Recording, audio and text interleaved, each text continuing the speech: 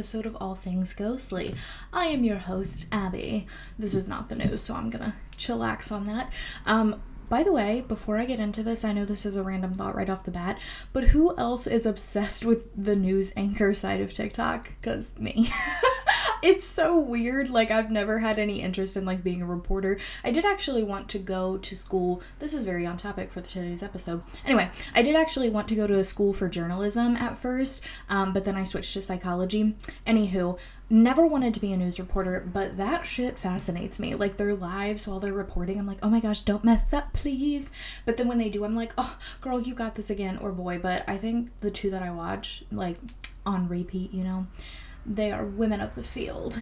So, today's episode, oddly on theme to my little rant at the beginning, is haunted universities or colleges. But I like the word university more. I think it sounds more elusive. I don't know why. Today we are diving into some haunted universities. I have 4 here today, and one of them I actually almost ended up at. So how I told y'all just a second ago that I was going to do journalism, I was actually enrolled in this university for journalism, but I was always planning on like doing writing, not necessarily news anchoring or reporting or anything.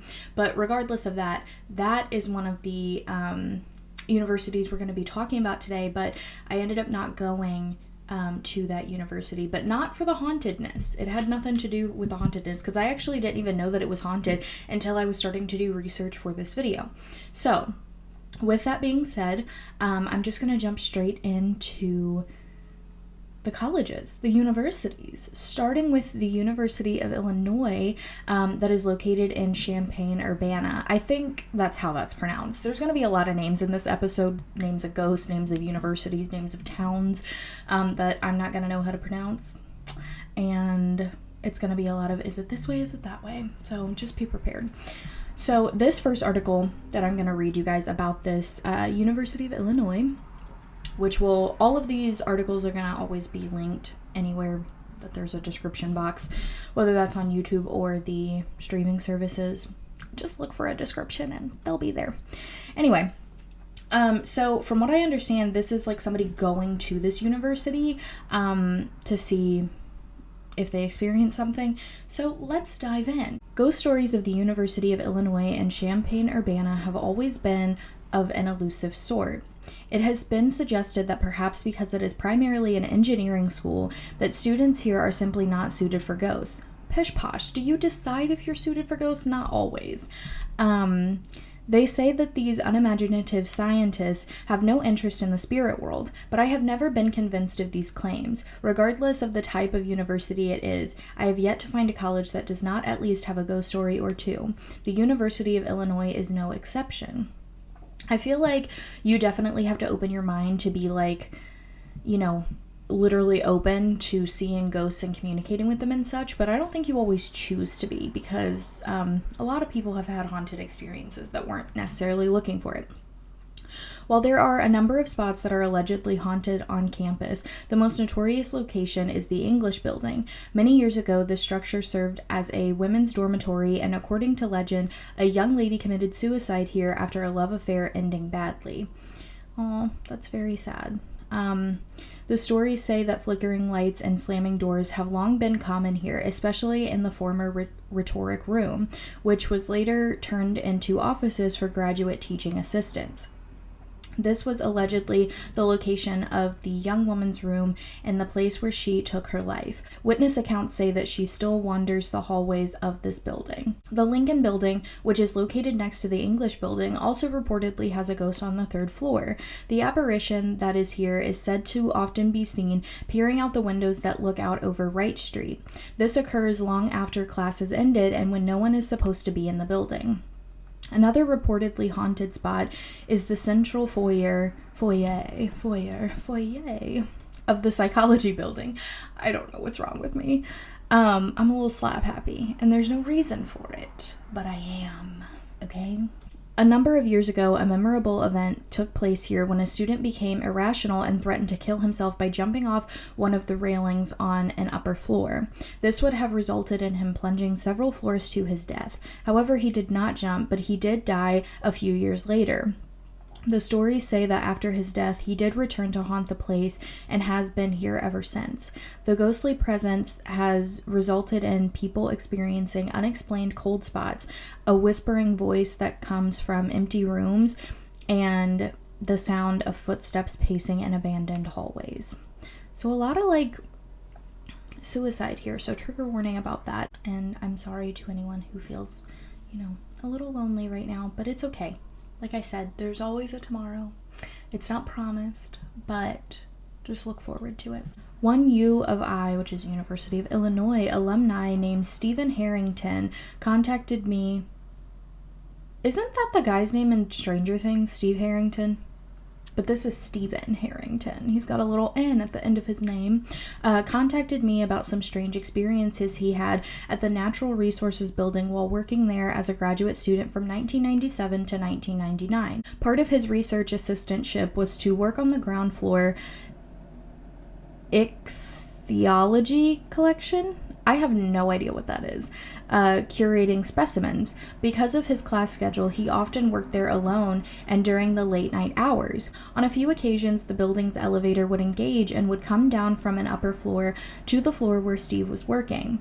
Upon reaching the ground floor, the doors would open and no one would be in the elevator. This happened on several occasions, and Steve later learned that it also happened to a friend of his who also worked in the building under these same circumstances. What made this creepy, Steve told me, is that this, to my knowledge, never happened in the daytime, and I knew that I was the only one in the building when this occurred because the doors were always locked after work hours.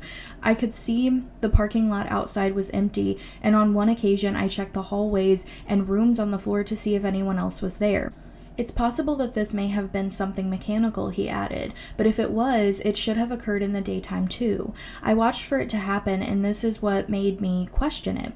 It was a minor occurrence that probably doesn't qualify as a ghost story, but it truly creeped me out when it happened. Perhaps the oddest campus haunting involves the Native American who roams the basement of the University YMCA building on South Wright Street. Decades ago, the basement was decorated with a very large painting of a Native American chief. It had been placed in the student lounge and cafeteria, and little was thought about it until nighttime visitors started to notice something very strange. According to their stories, after all of the lights had been turned out for the night, the chief would somehow leave the painting and wander about the building. Hard to believe? Yeah. I would have to agree with that, but those who claim to have seen the Native American man walking around in the dimly lit corridors just might argue with us. That is insane. That is some night at the museum type stuff. Like, absolutely insane. Did these people see the man leave the painting, or did they just see an indigenous man and assume that it's the same one in the painting? Do you understand what I'm saying? Like, did they physically see him leave the painting, or did they just see him separate from the painting and assume it was him? Because that would blow my mind to see like a literal spirit walk out of a painting. That's a little bit insane. I don't know about y'all, but that's crazy. So yeah, that's a little bit of spookiness that happened at the University of Illinois. Very crazy. Let's move on to the next one and get even more crazy. This one is the University of Toronto. So I tried to go a little bit outside the US here, and we've got the University of Toronto in good old Canada. So this article basically separates like locations of the university that's haunted and goes by location rather than ghost, which I guess would also be kind of by ghost. But anyway, so the first location on the campus is called University College. So I don't know if that's just like a building or what it is, but it's a part of the University of Toronto. Legend has it that two of the stonemasons that worked on the construction of College University, Ivan Resnikoff and Paul Diablos, got into a murderous fight over a woman, which ended with Diablos stabbing Resnikoff. I'm saying these names so poorly probably, and then hiding his body somewhere on the site. 2 years later, much of University College burned in the Great Fire, but workers digging through the rubble discovered something strange. Inside a ventilation shaft, a skeleton wearing a belt with a buckle stamped with the stonemason's emblem. It's said the ghost of Reznikov still roams the UC quad at night. So location number 2 is called Hart House. Working late one winter night, Hart House theater manager Paul Templin decided to sleep in his office and asked the security guards not to wake him. Sometime during the night, the door swung open and hit his cot. The door was glass paned, so he could see there was someone standing behind it. The room was filling with smoke, the result of an electrical fire, so Templin quickly left and gathered with Hart House's overnight staff on the sidewalk outside. He asked if anyone had been to his office. No one had. Templin credits the ghost apparition for saving his life. Wow. I mean, again, like I said in, past episodes, you're not going to convince me that all ghosts are bad. We've discovered that ghosts are, living people who have died in tragic ways and went on to not be able to find the light, quote unquote. And again, that's just one theory. Everybody has a different theory of, ghosts and stuff like that. But that's obviously not a bad ghost. So anyway, I'm referring to my episode of Spirits versus Ghosts, by the way, if I keep making references. That's what it's to. I just found that episode really interesting because there's obviously some sort of difference, but I don't know. It's interesting if you want to go check it out. The next location at University of Toronto is called Christie Mansion. The large house at the northeast corner of Wellesley Street, I think it's Wellesley, and Queen's Park Circle that belongs to Reggie's College is said to have been home to a man who trapped a woman in a windowless room there. Eventually, the woman went mad from the solitude and hanged herself. Oh my goodness. Decades later, rumors persist that a woman entering the room alone late at night will find that the door suddenly swings shut behind her and refuses to open. To escape, she must pound on the heavy door until her rescuer is able to easily open it from the other side. Girl, why would you be kidnapped and then go on to kidnap people as a ghost? I mean, again, if you're a vengeful person in life, you would be in death too, but that's crazy. I feel like if I died in a tragic way, I would want to make sure that nobody ever dies that way again. But that's just me. So the next building is called Massey College. For the 18 years he was master at Massey College, Robertson Davies captivated the crowd at the annual Christmas party with spectral stories of his own invention. He sometimes told his fellow faculty members that given his druthers, he'd haunt the college himself one day. Davies may have gotten his wish. Students past and present whisper of inexplicable phenomena within Massey's walls that began the day Davies did, or didn't, leave us. Wraith-like figures that disappear into thin air, objects that mysteriously move or show up in unlikely locations, and thuds and crashes coming from empty rooms. Wow. He did say that he would haunt the building, so why are we shocked? I feel again, that's very common for within universities. All these professors and people who put in a lot of work and research at these universities would come back, so I'm expecting a lot of ghosts like that in this episode in general, because it just makes sense. It's where their life's work was. So the next building is called the Wahlberg Building. As a first-year engineering student, Leo Cometale, this was in 1997, was working with a peer on an electronics assignment in an old lab in the Wahlberg Building.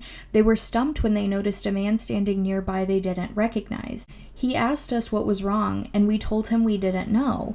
We had built the circuit exactly as described, but it was not behaving as expected, says Cometale. I think that's how it's said. Again, I don't know. The mysterious man told the students to double check their wires. When they did, they found one was broken. They replaced it and completed the assignment. When they turned to thank the man, he was no longer there. No one else could remember seeing anyone who matched his description. Neither of us saw this man again during our time at the university. Crazy. Again, helpful ghosts. They exist. Good ghosts are there. I don't know if we're just calling them ghosts when they're really spirits, but I love me a good ghost. I love me a good helpful ghost. And then we have Laidlaw Library. I love a good library haunting. In the 1980s, students held a regular pub night on Saturdays in the basement of Laidlaw Library. One evening at about 1:30 a.m., the overnight watchman Barry Breen noticed that the library was in complete darkness. The pub had ended. At 4 a.m., he looked up from a book and was alarmed to see that all 3 floors of the library were lit up. He called the University of Toronto police and advised them that a break-in was in progress. 2 officers arrived within minutes and searched the library for half an hour. Neither of the library's 2 entrances showed any signs of forced entry. Breen wondered if the librarian had set the light timer incorrectly. The officers agreed that it was a plausible theory, except that the library was not equipped with a light timer. It was a ghost! It was a ghost! Duh, it's always a ghost. Yeah, so that's University of Toronto. She is a haunted place with a lot of haunted buildings. Also, I will just say that anytime I'm looking up a haunted place, it is so cool to see the photos. They're just beautiful buildings. And I feel like obviously a lot of campuses and, old hotels and all those, places that are most likely haunted, all of them are beautiful, whether they're haunted or not, but when there's a hauntedness in there, I feel like it just makes everything so much better, like so much prettier, so much more elegant looking, so much more like elusive. I don't know, it just draws me in. So the next university we have is University of Oxford, which is in the UK. Love my UK places. Extra creepy just because it's out of the US, North America. I don't know. So this article says, it's almost Halloween, which it's not, and I wish it was. It just passed, and I miss it already. And we're celebrating by sharing some spooktacular stories from one of the most haunted universities in the UK. So this is basically just like a list of all the ghosts there and like their history and how they got there and what they do. So the first one is King Charles I.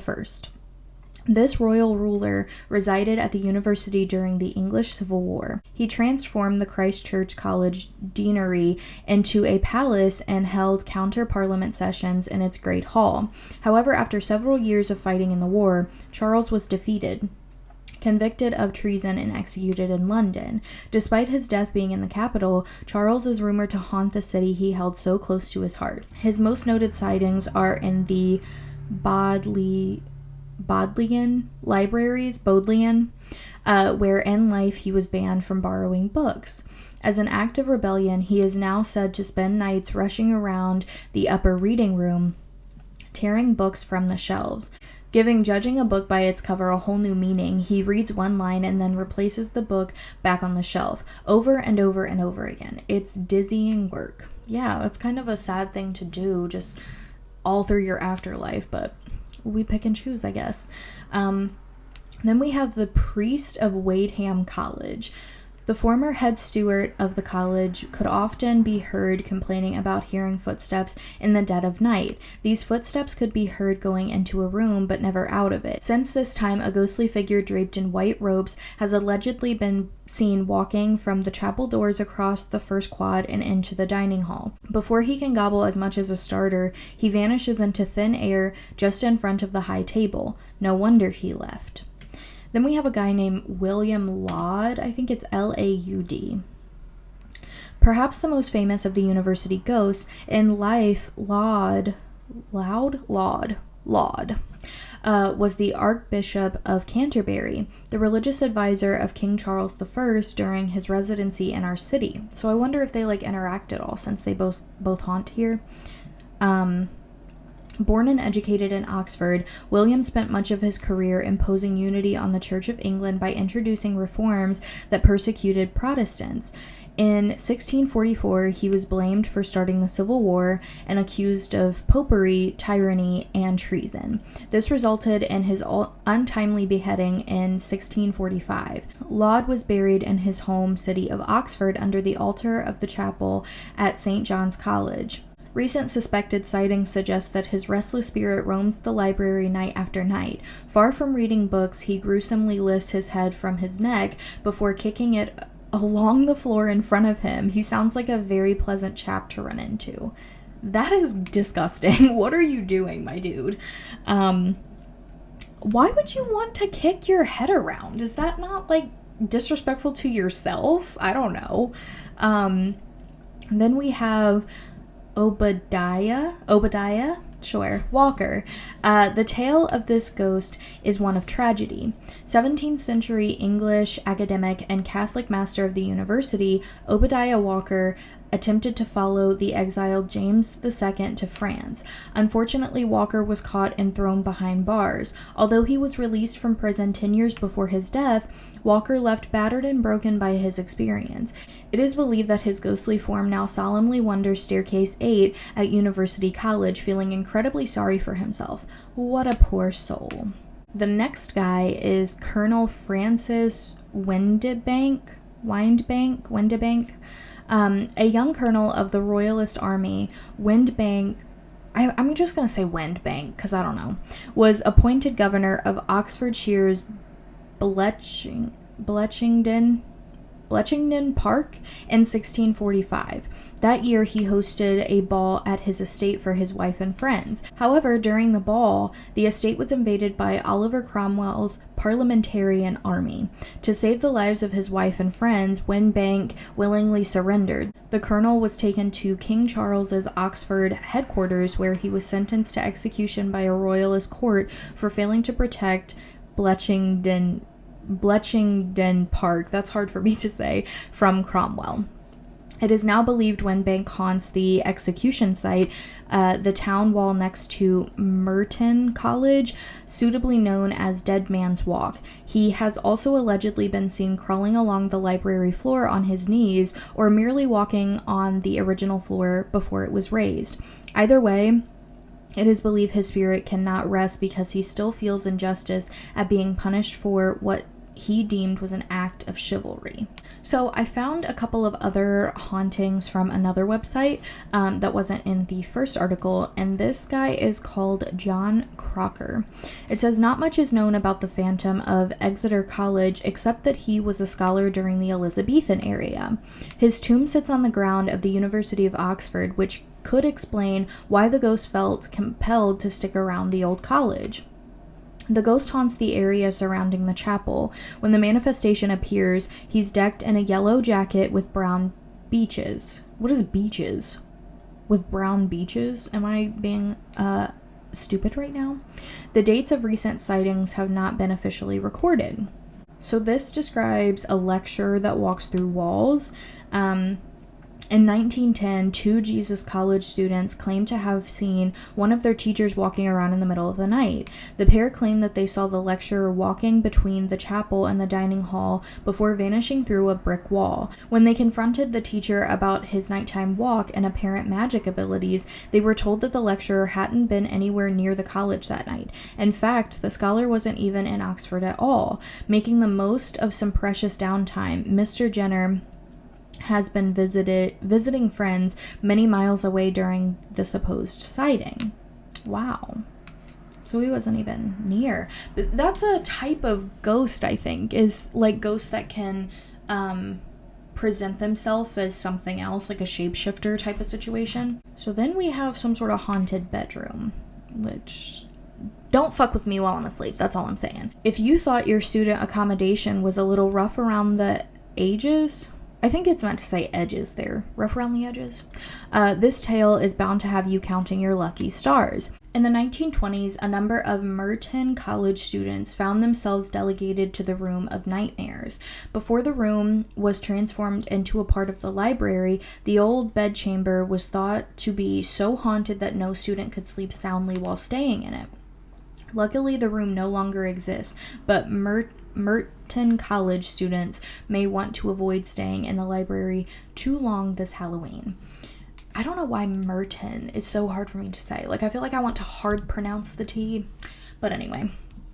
Yeah, don't stay in a haunted library when it's Halloween. Maybe not on, like, Friday the 13th, you know, when spirits are extra active. Because King Charles could, like, toss a book at you if he's feeling too Scandaloso. So the next haunting is titled Twice as Nice. So I guess there's two ghosts at Queens College. And it says Queens College is no stranger to things that go bump in the night. In November 1750, as Mr. Bonnell lay on his deathbed, a ghost of the dying man appeared within Queen's College with a bloated red face. It was impossible for the man to move from his bed, so a manifestation was the only reasonable conclusion.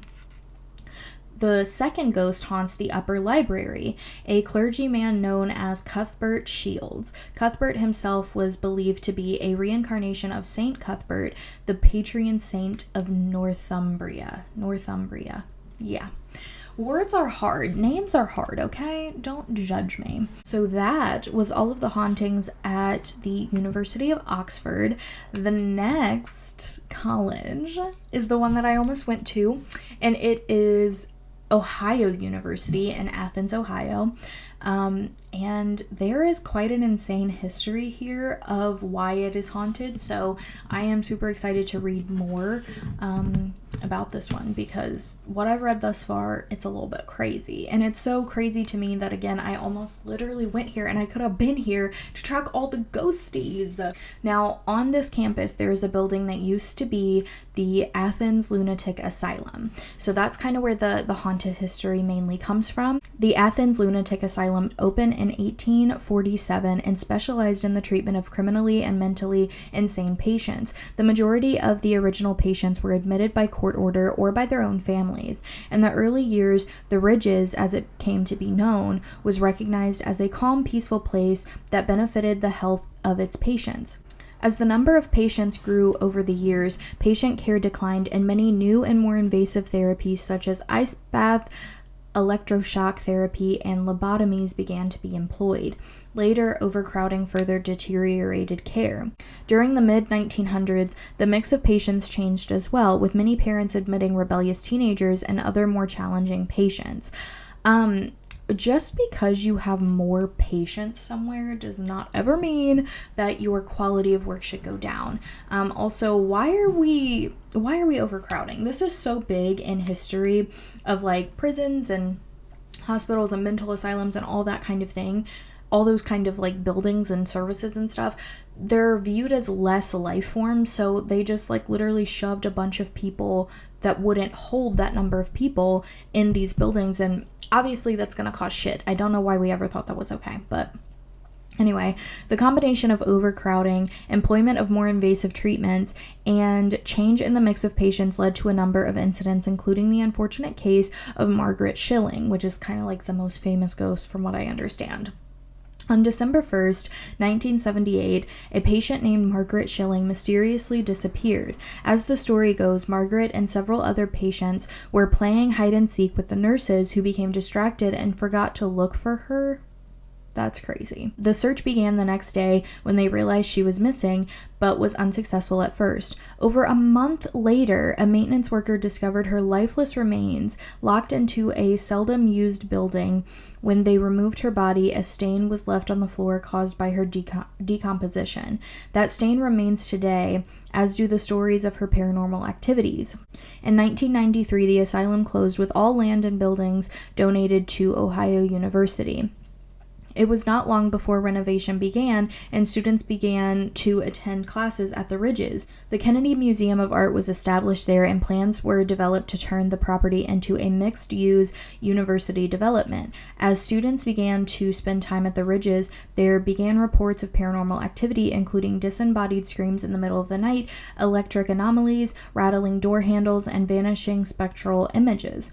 Some of these events occurred in the area where Margaret Schilling's remains were found and were thus attributed to her. So if you plan to visit Ohio University, you might take a few minutes to stop by the Ridges and tour the Kennedy Museum of Art, or just walk the grounds. If you hear or see anything unusual or frightening, you should not fret. It is probably only Margaret Schilling hoping to finally be found in what has become an endless game of hide and seek. That is so heartbreaking. So obviously, besides Margaret Schilling, there is other spirits that, reside there. mainly due to, again, this asylum. This one other article, just a little clip, it says other former patients are also said to remain in residence, with reports from visitors seeing strange figures standing in empty wings of the former hospital, hearing disembodied voices and squeaking gurneys, seeing strange lights, and hearing screams echoing through the walls. More frightening, there are rumors of spirits of patients who remain shackled in the basement. These many spirits are thought to be those who died or suffered at the hands of staff in the asylum. The cemetery is also said to be haunted by shadowy people and strange lights. In one area, the graves' linear shapes form a circle, which is said to be a witch's meeting point. So, there's a cemetery that's also in this area as well, and obviously that's haunted. So I don't know where I heard this from, but I've heard before that ghosts aren't actually going to want to haunt cemeteries. They're going to want to haunt, like, you know, the places that they love to be the most, where their loved ones are. Like, again, we talked about a couple of professors that haunt some of these universities, and it's because their life's work is there. So I did hear somewhere or another that cemeteries might not actually be that haunted. But, I mean, if there's nowhere else for the spirits to go, then, yeah, they probably are just going to be where they're buried. But, yeah, that is all of the haunted universities that I have for you guys today. I hope you guys enjoyed this episode. There are tons more haunted universities, so I might be doing another episode like this. Who knows? In my experience researching for universities this episode, I feel like it's a little bit hard to find like detailed events of paranormal sightings at some of these places, because one that I really wanted to cover this episode was Heidelberg University in Germany, and I couldn't find any like details about the hauntings there. Like, it was just very like surface level, like a one paragraph type of thing saying it was just essentially haunted, but I need more details, you know what I'm saying? But if I can find like enough detail on some other universities, which again, there are so many, like I found articles saying that like top 50 haunted universities in the world. So there's definitely a ton. I might go ahead and do another episode on this. And yeah, honestly, I do just want to say this as well. The, inspiration for this episode actually came from a book that I'm reading right now, which so did the last episode of Haunted Lakes. But I'm telling you, these spooky books, they will inspire you for something. But in the book, it's called The Broken Girls, and it's by Simone St. James. And a part of the story, these girls are at a boarding school that is very haunted. So I knew I had to jump on that haunted school bandwagon, which I might even do a little bit of a different episode where I do like haunted high schools or haunted boarding schools or something like that. That's a little bit different from universities. But anyway, we shall see what I come up with next. You never know. But I will see you guys in my next episode. Again, I hope you enjoyed. Follow my TikTok. It's at All Things Ghostly Podcast. My Instagram is All Things Ghostly. Make sure if you have personal spooky stories of your own, send them in to allthingsghostlybusiness@gmail.com. Also, on that note, if you don't want to send an email, I did make a Reddit page, which again, I'm not super familiar with Reddit, but I did make like a little group on there called All Things Ghostly, where you can like write your paranormal experiences there, which I will also link in the description now, because that's a new thing that I just thought I'd do, just to give you another option, because I want your guys' stories. But anyway, I'll say it for the millionth time. I hope you guys enjoyed this episode, and I will see you in my next one. Bye, guys.